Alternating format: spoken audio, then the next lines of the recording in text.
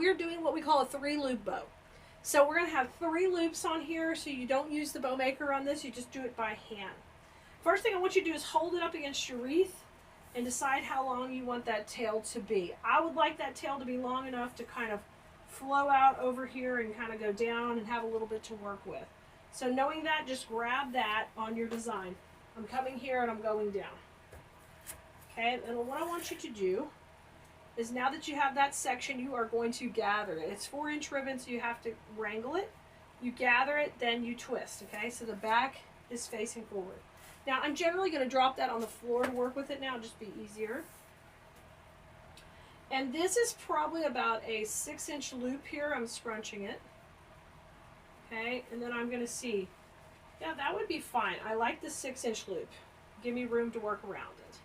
So I come in here and now I twist again. We're holding that other twist. You got to get a good tight twist and fluff that out. And I just want those to be equal on each side. Gather it up. There's no rush. Take your time. Now, if you say, oh, Kelea, I just like that bow. It's very simple. No worries. Go with that. We're going to do a 3rd loop, so I'm going to start right now. And we're going to bring it back to the center. And it will be the same length, basically. And you're going to gather it up. Okay, so kind of eyeball that. And then that tail will kind of crisscross. So one of the things I accidentally do on 3-loop bows, sometimes I have a hard trouble grabbing them in the middle. So now, because you bring that tail over the top, it'll help you grab it in the middle. Okay, cable tie time right through the center. Does everybody look equal? I think they do. And we're going to just add some pressure right through the middle. Get that to the center where your twists are. Okay, and now I have to put a floral pin in the back. That's how we'll be pinning it and gluing it right into that foam. So we haven't cut a tail yet. We'll do that in a second. Put the pin in right behind. And just pull that down tight. Okay, and then flip the pin around where it's poked up. All right, it's going up with that, so we're all happy. Trim off the cable tie. All right, then let's make our next tail decision, which you can do right here on your project. We left this tail long. This is the one we're going to cut in a minute. We left this tail very long because we thought it would be fun to kind of have that coming down. All right, just like that. So if you just want this tail to pop up a little, you can keep it on your bow maker. I could just put it on the hanger. That's fine. You guys still see it? Just a little bit lower. You bring the camera down. Okay. So depending what you want the second tail to do, if you want it to hang down, just bring it through the back and have it hang down. But I think I want it to pop up a little. So what I'm going to do here is I'm just going to cut it pretty short, and then we'll dovetail it.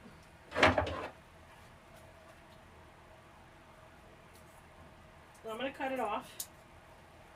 And you have enough on here to do a few, if you stick with 3-loop bows on a lot of those 4-inch ribbons, you'll have a lot of ribbon to be able to do more than one project. So even if you splurge on a fancier ribbon, you can get a little bit more out of them in these types of bows. And you can definitely mix it with other patterns. I'm just kind of keeping it simple. Okay, so if that goes in there, I think about right here would be just fine. Just a little bit longer than the loop. Right here. All right, the last thing we need to do is you need to grab a little piece of ribbon to go in the middle of that bow, okay? So I'm getting back to my roll. And that's because we're going to clean up that cable tie. So I'm going to cut a little bit longer strip than I used on the top.